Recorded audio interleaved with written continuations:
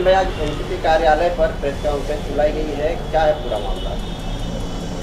आज का जो मामला है, हमारे बीच में एक सब्जेक्ट ऐसा आया है जो हमें सुनने में आया है कल रात में कि हमारे शहर में तनवर नगर में यहाँ पे मनसे की कोई एक वास्तुक सेना की उनकी ऑफिस है और उस पर कुछ लोगों ने पथराव कर दिया, यानी उनके बोर्ड फाड़ दिए।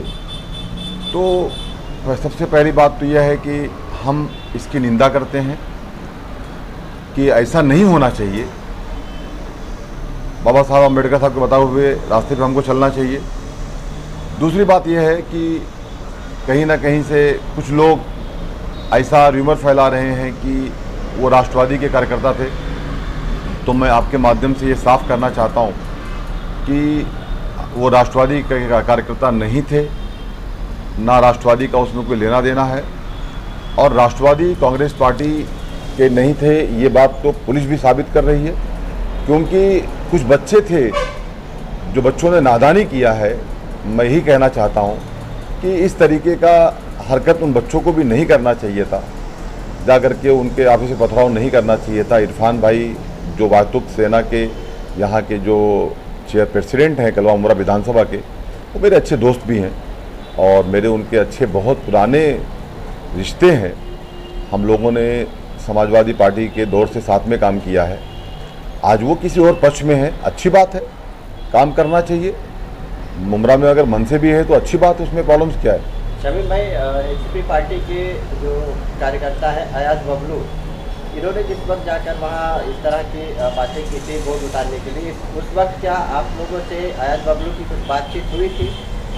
देखिए, मैंने एक प्रेस रिलीज जारी किया है कल शाम के टाइम पे, और हमारे जितने भी ग्रुप हैं वहाँ मैसेज चल रहा है मेरे तरफ से, क्योंकि हमारे नेता डॉक्टर जितेंद्र अवाड साहब का ये बहुत पहले भी हमें आदेश हुआ था कि अगर कोई भी कार्यकर्ता कोई किसी तरीके का इंटरव्यू देना चाहता है या कोई भी ऐसी डिस्प्यूटेड बातों को लेकर के बयानबाजी करना चाहता है तो सबसे पहले वो पार्टी के हाईकमान से बात करे।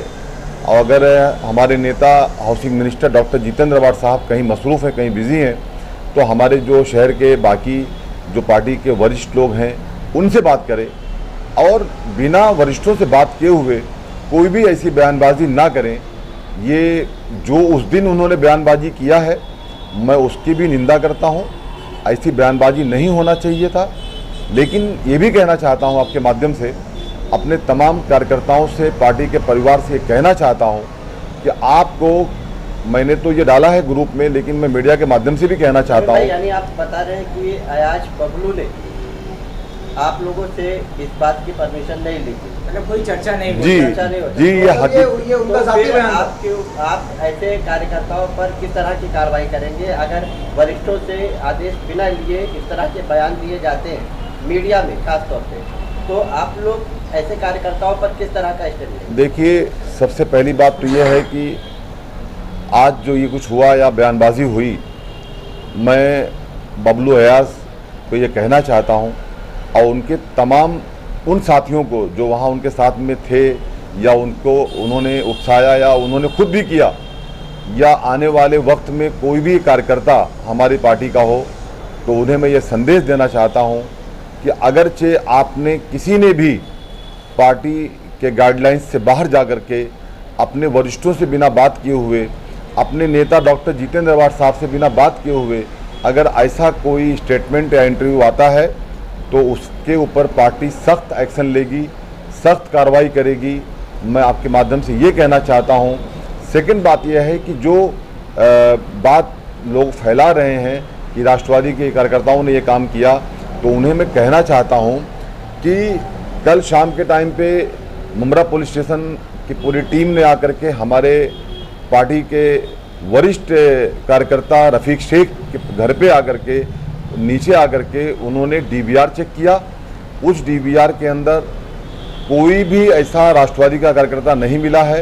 वो जो लड़के हैं वो लोग पॉलिटिकल नहीं हैं, वो बच्चों ने जज्बात में ये काम किया है, हालांकि उन्हें नहीं करना चाहिए था। और रही बात ये कि वहाँ पे तकरीबन 6 सीसीटीवी कैमरे लगे हुए हैं, पूरी पुलिस ने रिकॉर्ड उसकी जानकारी लिया है। और जिसने भी ये गुनाह किया है उसके ऊपर एनसी बन चुकी है, वो बच्चे पुलिस स्टेशन के कस्टडी के अंदर हैं। लेकिन मैं आपके माध्यम से ये कहना चाहता हूँ, मेरी आवाज़ जहाँ तक पहुँच रही हो, मैं तमाम अपने उन आलिम इस्लाम के लोगों से कहना चाहता हूँ, अपने यूथ के बच्चों से कहना चाहता हूँ कि ऐसी कोई हरकतें ना हो। देखिए, बयानबाजी तो बहुत सारे लोग करते हैं कि जिससे हमको उकसाया जाए, हमारे मुंह से कोई गलत स्टेटमेंट निकले। लेकिन मैं ये कहना चाहता हूँ कि कोई कुछ भी कहता है उसके लिए कानून है, उसके लिए कायदा है, वो कानून देखेगा उसको। लेकिन हमें जा कर के बयानबाजी करके उस बात को तूल देना, ये मैं ठीक नहीं समझता हूँ। मैं अपने माध्यम से अपने तमाम आवाम से कहना चाहता हूँ, जहाँ तक मेरी आवाज़ जा रही हो, कि कोई भी ऐसा स्टेटमेंट आए तो उसके रिएक्ट मत करो। उसके लिए कानून है, पुलिस है, और पुलिस सक्षम है। पुलिस अपना काम करेगी, अपने कायदे से काम करेगी। लेकिन अगर हम कुछ कहेंगे तो वो बात को तूल पकड़ेगी। तो ऐसी बयानबाजी हमें नहीं करना चाहिए, सोच समझ के बातें करना चाहिए। और मैं मुंब्रा पुलिस स्टेशन की तरफ से ये कहना चाहता हूँ कि वहाँ पे वो बच्चे अरेस्ट हैं, और जो मुंब्रा पुलिस स्टेशन उन पे कार्रवाई लेगी, एक्शन लेगी, वो मैं उसके बारे में यही कहना चाहता हूँ कि अगर कोई भी ये गलत काम करेगा तो पुलिस उसको माफ़ नहीं करेगी।